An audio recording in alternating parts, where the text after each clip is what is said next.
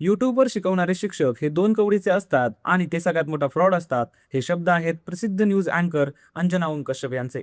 आता प्रश्न असा आहे की लाखो विद्यार्थ्यांना मोफत शिक्षण देणाऱ्या या शिक्षकांबद्दल इतकं मोठं विधान करण्यामागचं कारण काय, आणि या विधानामुळे देशभरात संताप का उसळलाय?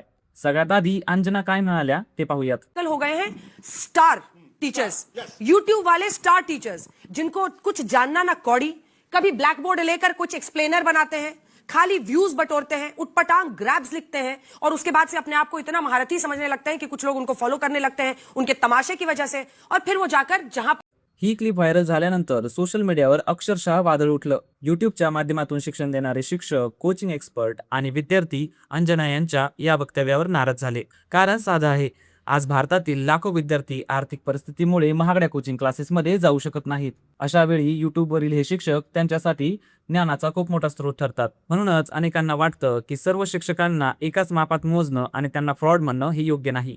दरम्यान या वक्तव्यावर प्रतिक्रिया देताना प्रसिद्ध शिक्षक खान सर यांनी अंजना यांच्यावर निशाणा साधला. त्यांनी म्हटलं की शिक्षकांना शिकवण्याचे धडे देण्यापूर्वी स्वतःच्या क्षेत्रातही आत्मपरीक्षण करावं. खान सरांच्या या प्रतिक्रियेनंतर हा वाद आणखीनच पेटला. खरं तर या संपूर्ण प्रकरणाने एक खूप मोठा प्रश्न उपस्थित केला आहे.